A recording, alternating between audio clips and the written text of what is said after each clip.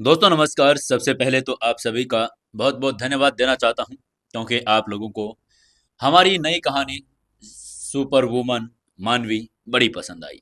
मैं चाहता हूं कि आप इस कहानी को ज़्यादा से ज़्यादा दोस्तों तक शेयर जरूर करें और जब भी सुने तो कहानी को एक लाइक जरूर कर दें और एक का प्यारा सा कमेंट करके जरूर बताएं कि आपको कहानी कैसी लगी।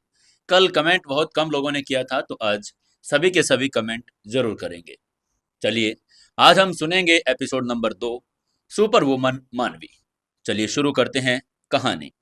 मानवी शेखावत जो मानवी थी, असल में वो मानवी शेखावत नहीं थी क्योंकि उसके हाव भाव किसी को भी पसंद नहीं थे और सब के सब लोग यही देख रहे थे कि मानवी शेखावत को आखिर हो क्या गया है।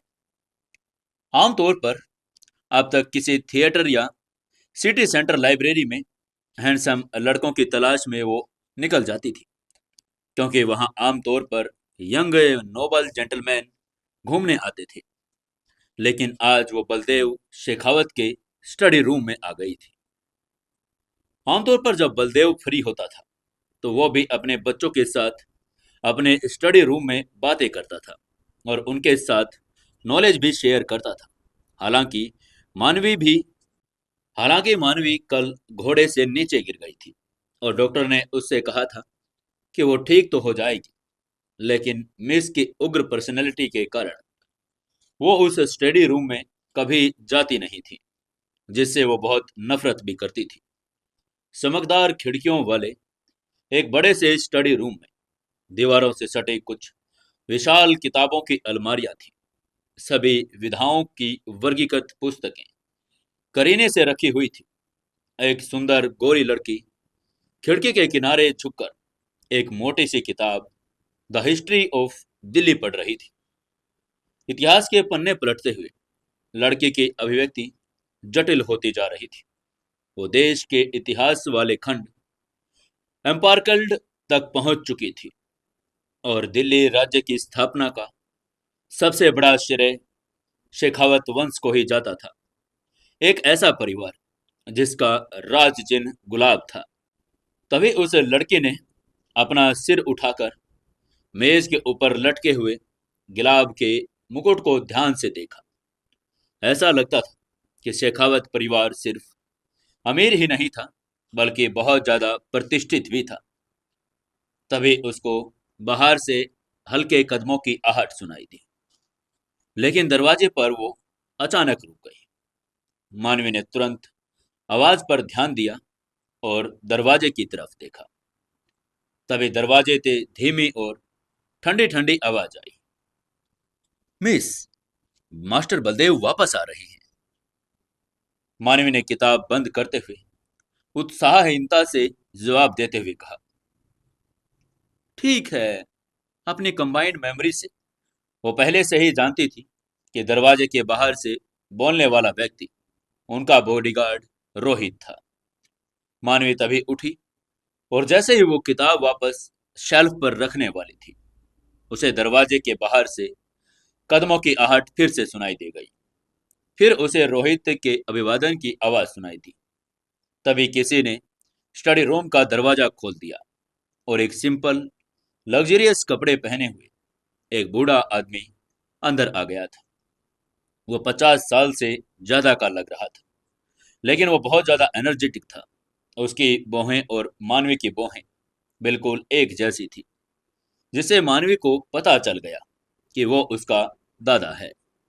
उस समय बलदेव के पास बहुत ज्यादा ताकत थी और वो अपने परिवार का सबसे शक्तिशाली आदमी हुआ था। मानवी ने उदासीनता से अभिवादन करते हुए कहा, दादाजी। उसका पिछला कायरतापूर्ण रवैया अब चला गया था। बलदेव शेखावत ने अपने सामने खड़ी लड़की को देखा और अपनी भौहें चढ़ा ली। उनकी हाँ में एक अजीब सी भावना उभर आई थी। पहले तो उन्हें यह सुनकर यकीन ही नहीं हो रहा था कि उनकी जिद्दी पोती खुशी खुशी आज स्टडी रूम में आ कैसे गई थी। लेकिन अब जब अपनी आंखों पर उन्हें यकीन हो ही गया था तो और उसने कितने अलग आज कपड़े भी पहने थे। आमतौर पर वो तितली जैसी भव्य ड्रेस पहनती थी, लेकिन आज उसने एकदम सादी सफेद ड्रेस पहनी हुई थी। उसके घुंघराले सुनहरे बाल बहुत सादे अंदाज से कंघी किए हुए भी थे। बलदेव को अपनी आंखों पर आज विश्वास ही नहीं हो रहा था। उसको लग रहा था कि कहीं कल घोड़े से गिरते समय उसके सिर पर कोई जोर से चोट तो नहीं लग गई थी, जिसकी वजह से वह आज बहकी बहकी बातें कर रही थी। बलदेव तभी अंदर आया और उसने लापरवाही से पूछा, मानवी, कल तुम घोड़े से गिर गई थी, क्या तुम अब ठीक हो? बलदेव के पीछे आ रहे लोग बाहर ही रुक गए थे। उन्होंने स्टडी रूम का दरवाजा हल्के से बंद कर दिया था। मानवी ने हल्के से जवाब देते हुए कहा, हाँ, मैं अब बिल्कुल ठीक हूं दादाजी। बलदेव ने मुस्कुराते हुए कहा, ठीक है, ये तो अच्छी बात है।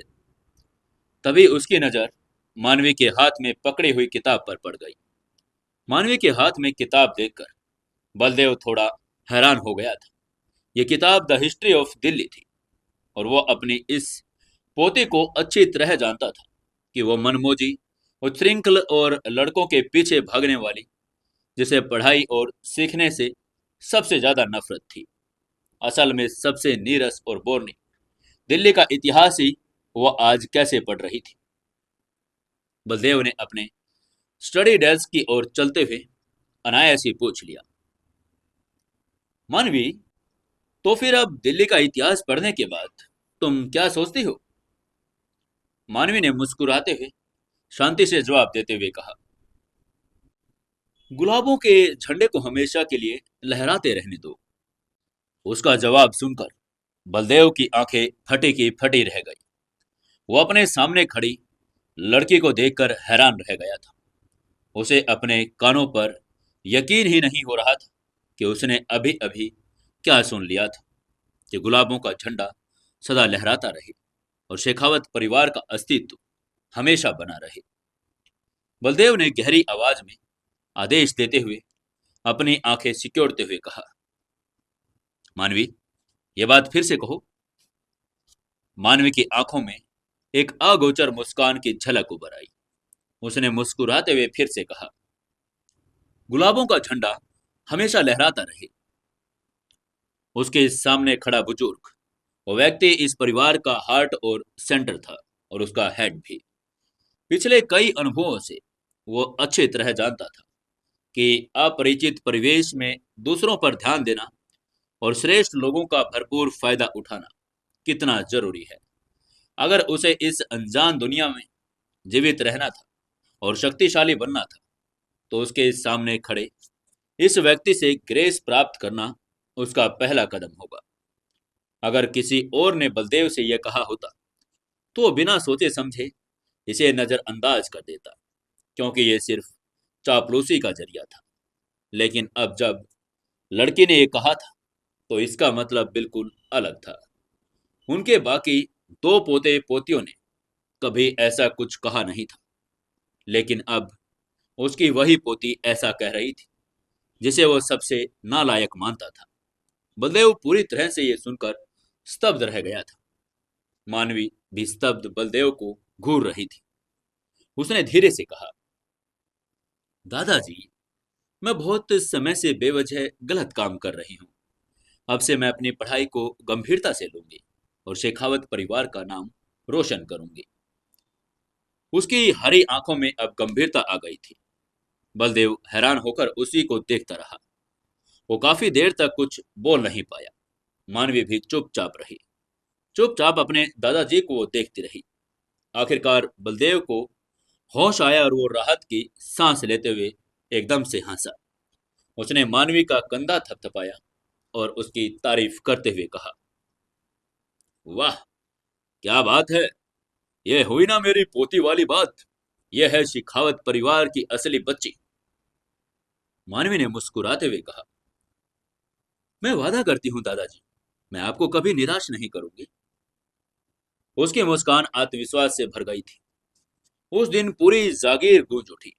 ये मूर्ख लड़की जो लड़कों पर मोहित थी और जिसे बलदेव बहुत नापसंद करता था, उसको आज जनरली सीरियस रहने वाले बलदेव के साथ हाथ में हाथ डाले स्टडी रूम के बाहर आते हुए देखा गया और वो दोनों आज मुस्कुरा भी रहे थे। ये खबर जंगल की आग की तरह पूरे परिवार में फैल गई थी। इस पॉइंट पर मानवी की लाइफ हमेशा के लिए बदल गई थी। बलदेव ने मानवी के लिए राजधानी के सबसे रेप्यूटेड स्कॉलर के पहले स्टूडेंट को अपॉइंट किया और जो एक ग्रेट यंग स्कॉलर था और अपने मास्टर विपिन से भी आगे था।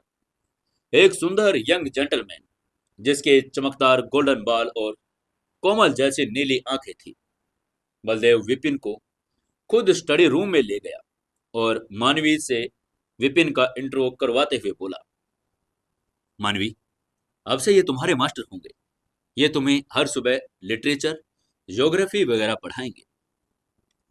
ये कहने के बाद बलदेव विपिन की तरफ मुड़ा और उससे कहा, मास्टर विपिन, अब से आपको परेशान करने के लिए माफी चाहता हूं।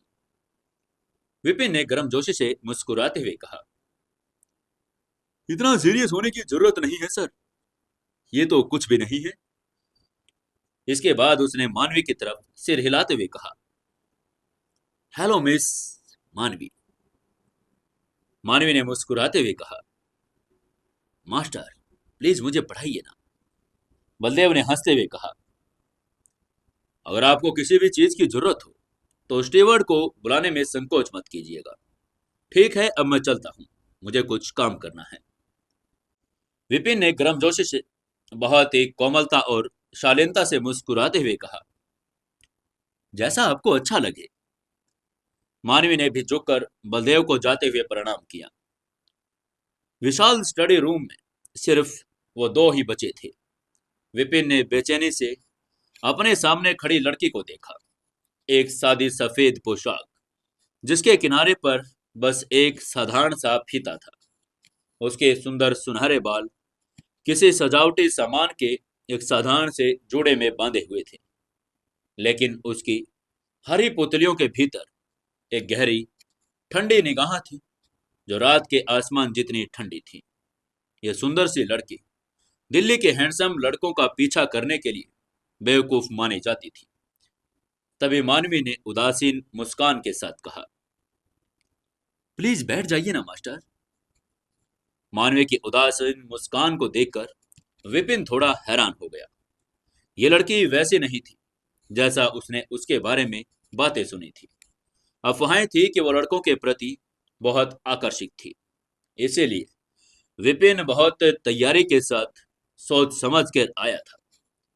अगर बलदेव न होता तो यह काम बिल्कुल नहीं करता, लेकिन उसके सामने खड़ी लड़की को इसे अब कैसे समझाया जाए।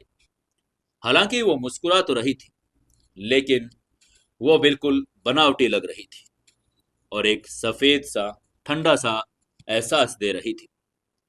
विपिन ने उसकी उलझन पर ध्यान देते हुए अपने चेहरे पर एक प्रोफेशनल मुस्कान के साथ कहा, तो फिर मिस मानवी, आज हम क्लास शुरू करते हैं। ये कहते हुए उसने अपनी एक किताब निकाल ली। मानवी ने विपिन के हाथ में रखी किताब की तरफ देखा भी नहीं, बल्कि अपनी ही एक किताब को थामते हुए कहा, मास्टर, मैं तो इसके बारे में जानना चाहती हूँ। विपिन ने किताब पर नजर डाली और वो थोड़ा हैरान हो गया।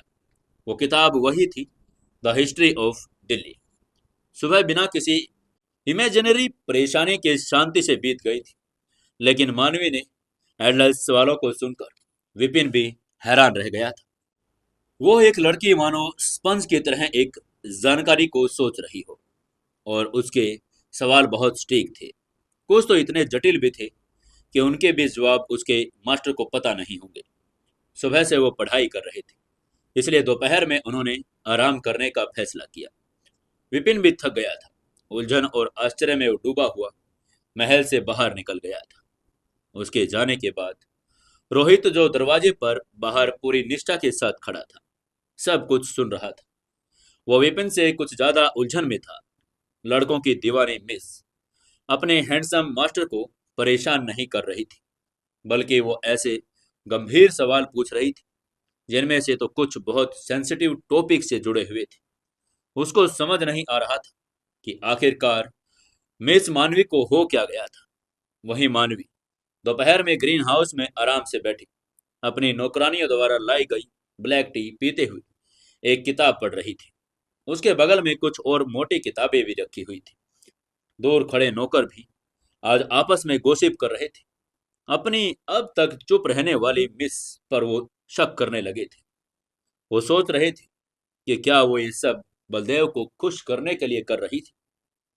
वही रोहत हमेशा की तरह मानवी के पीछे भाव शून्य होकर खड़ा था, लेकिन इस बार उसने पीछे से उत्सुकता से देखा। मानवी ने इस दुनिया की बुनियादी बातों को जानते हुए किताब को धीरे धीरे से बंद कर दिया।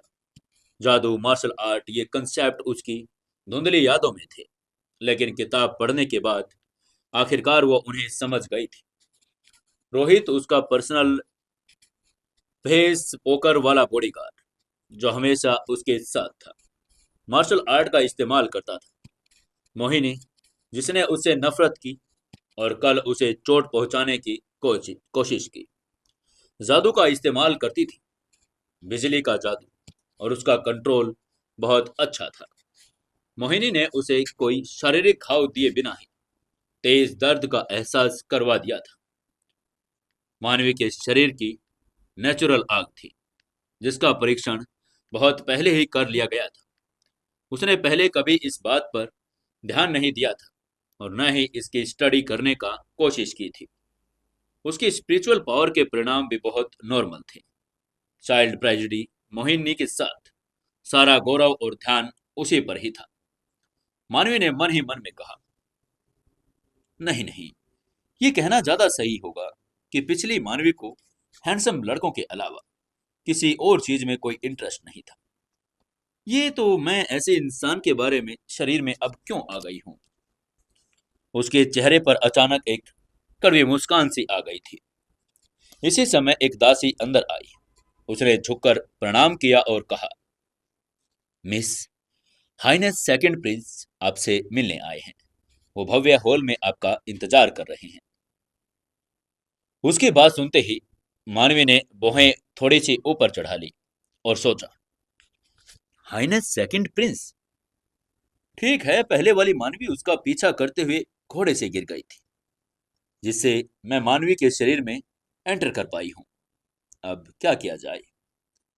ये सोचते हुए मानवी को थोड़ी शर्म महसूस हुई। उसने सहजता से कहा, मैं उससे नहीं मिल पाऊंगी, मैं अभी बिजी हूं। और वो उससे नजरें भी नहीं मिलाना चाहती थी।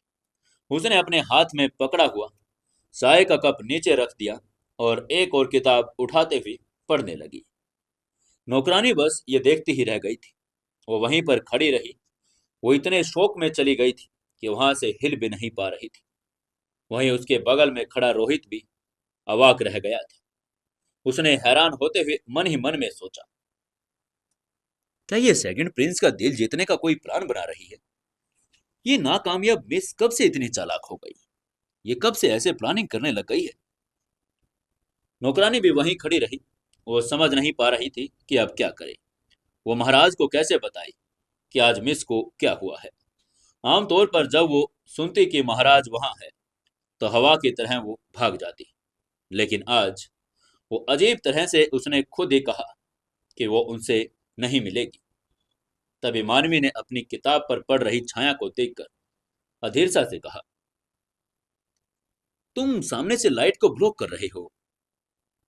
उसने अपना सिर उठाया और अपनी भौहें सिकोड़ते हुए नौकरानी की तरफ देखा, जो इतनी स्तब्ध थी कि बेचारी हिल भी नहीं पा रही थी। उसकी बात सुनकर नौकरानी ने हड़बड़ाते हुए कहा, जी जी मिस। उसको लग रहा था कि जैसे वो अभी अभी किसी सपने से जागी हो और जल्दी से भव्य हॉल की तरफ चली गई। भव्य हॉल में हाइनेस सेकंड प्रिंस उदासीनता से नफरत से भरे हुए बैठे थे। ये सब उस पागल लड़के की ही गलती थी, जो उनका पीछा करते हुए घोड़े से गिरकर घायल हो गई थी। लेकिन उनके पिता सम्राट ने उन्हें भी डांटा था और मिलने का ऑर्डर भी दिया था। वो समझ रहे थे कि वो कितनी भी परेशान करने वाली ही क्यों न हो, बलदेव शेखावत उसे कितना भी नापसंद क्यों न करता हो, वह बलदेव की पोती ही क्यों न हो। खैर, वो उनकी वजह से ही तो घोड़े से गिरी थी, इसलिए उससे मिलना आना उनके लिए उनका फर्ज था। लेकिन उस लड़के के, हैंडसम लड़कों के पीछे पागल होने के बारे में सोचकर ही सेकंड प्रिंस सिहर उठता था। खैर, वो अब उसे परेशान करने वाली मक्खी समझने का नाटक करेगा, उसका हाल पूछेगा और तुरंत वहां से चला जाएगा। सेकंड प्रिंस निशांत गुप्ता ने आह भरी और अपने दिल को शांत किया और दरवाजे से किसी मानवी जैसी खूबसूरत तितली की तरह बाहर आने का वो इंतजार करने लगा। आखिरकार निशांत को कुछ कदमों की आहट सुनाई दी। उसने दरवाजे की तरफ देखा। तभी उसे एक नौकरानी दिखाई दी, जिसके चेहरे पर अजीब से भाव थे। लेकिन उसको ये लड़की कहीं नजर नहीं आई, जो लड़कों के पीछे भागती रहती थी। निशांत ने हैरान होकर उस घबराई हुई नौकरानी की तरफ देखा, जिसने उनका स्वागत किया था। तभी उस नौकरानी ने हकलाते हुए कहा, हाइनेस, वो मिस मिस इससे पहले कि वो अपनी बात पूरी कर पाती, निशांत ने बेहद उलझन में उससे पूछा, क्या क्या उसे गंभीर चोट लगी है? वो बेचारा बहुत उलझन में पड़ गया था। उसको यह खबर तो पहले ही मिल चुकी थी कि हालांकि वो लड़की घोड़े से गिर गई थी, लेकिन वो बिल्कुल ठीक तो थी। नौकरानी हकलाते हुए फिर बोली, नहीं, वो वो वो कुछ कहने की हिम्मत ही कर नहीं जुटा पाई। वो अपनी मर्जी से ये भी नहीं कह सकती थी कि मिस इतनी घायल है कि सेकंड प्रिंस से नहीं मिल सकती। वो बस चुपचाप वहां पर खड़ी रही। तभी निशांत ने थोड़ा अधीर होकर पूछा, आखिर आखिर हुआ क्या है? मुझे साफ साफ तुम बताओ। तभी नौकरानी ने आखिरकार उसकी बात को पूरी करते हुए कहा, वो मिस मिस ने कहा है कि उनके पास समय नहीं है। मिस कह रही हैं कि वो आपसे नहीं मिलेंगी। हाइनेस, उन्होंने आपको चले जाने के लिए कहा है। जल्दी जल्दी अपनी बात कहने के बाद नौकरानी राहत की सांस ली। निशांत की अभिव्यक्ति तुरंत जम गई थी। उसने मन ही मन में सोचा, वो मुझसे नहीं मिलेगी, समय नहीं है। निशांत का दिमाग लगभग काम करना बंद हो चुका था। उसने नौकरानी को घूरा और वह भी बिना कुछ कहे डरी हुई नजरों से उसको ही देख रही थी। निशांत को पता था कि नौकरानी उसके सामने झूठ बोलने की तो हिम्मत बिल्कुल भी नहीं कर सकती है। इसलिए उसने मन ही मन में कहा, तो क्या इसका मतलब यह है कि उस बेवकूफ ने, जो लड़कों की दीवानी थी, सच में ऐसा कहा है कि उसके पास मेरे लिए समय नहीं है? लेकिन क्यों? ये कैसे हो सकता है? निशांत के दिमाग में सवाल या निशान घूम रहे थे। वो उस घिनौने लड़के से परेशान होने के लिए अब तैयार तो था, लेकिन ये क्या हुआ? वो तो बिजी हो गई थी। निशांत ने संदेह से फिर पूछा, तुम्हारी मिस के पास समय नहीं है, वो बहुत बिजी है, क्या उन्होंने ये कहा? नौकरानी ने जवाब देते हुए कहा, हाँ, मिस ने हाल ही में पढ़ाई शुरू की है और मास्टर बलदेव शेखावत ने स्कॉलर विपिन को उन्हें पढ़ाने के लिए अपॉइंट भी किया है। दिल्ली के फेमस यंग स्कॉलर विपिन न केवल इंटेलिजेंट और रूपवान था, बल्कि वो बहुत ज्यादा हैंडसम भी था। उसकी बात सुनकर निशांत तो और भी ज्यादा हैरान हो गया। सब जानते थे कि वो मूर्ख मिस अज्ञानी और नाकाबिल थी, और जहां भी जाती थी उसका हमेशा मजाक ही बनता था। इसलिए बलदेव ने इसी वजह से उसे रॉयल बैंकेट में शामिल होने से भी मना कर दिया था। लेकिन अब वही मूर्ख लड़की पढ़ाई के लिए तैयार हो चुकी थी। इसी समय एंट्री गेट से कदमों की आवाजें सुनाई दी।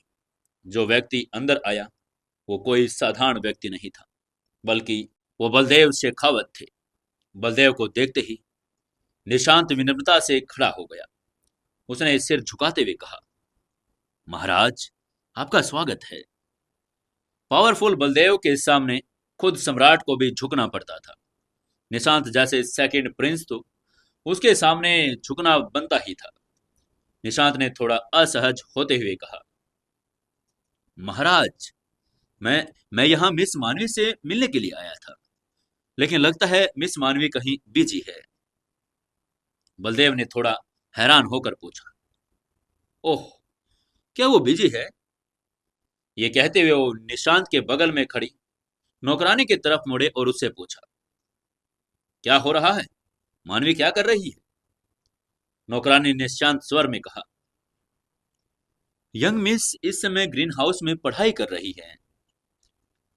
नौकरानी की बात सुनकर बलदेव ने खिलखिलाते हुए हंसते हुए कहा, ओह, सेकंड प्रिंस, प्लीज मेरे पीछे आओ, चलो एक एक कप चाय पीते हैं। निशांत ने मुस्कुराकर सिर हिलाते हुए कहा, थैंक यू हाइनेस। ये कहते हुए वो बलदेव के पीछे पीछे चल पड़ा। वो इस एनर्जेटिक बूढ़े आदमी को कभी भी नाराज नहीं कर सकता था। वो आधे से ज्यादा सेना पर अपना कंट्रोल रखते थे और उनके पोते इंसान शेखावत, ग्राफिक स्क्वाड के कैप्टन, जो सीधे शाही परिवार की रक्षा करते थे। लेकिन चलते चलते निशांत भी यही सोच रहा था कि क्या मानवी अब उससे मिलेगी या नहीं। जानने के लिए जुड़े रहिए अपनी इस कहानी सुपर वुमन मानवी के साथ। दोस्तों, कहानी अच्छी लग रही है तो एक लाइक, एक शेयर और एक कमेंट जरूर से जरूर कर देना। प्लीज कमेंट करके जरूर बताएं कि कहानी कैसी लग रही है, और अच्छे लगे तो अपने दोस्तों तक अपने व्हाट्सएप ग्रुप में इसे जरूर से जरूर शेयर करना।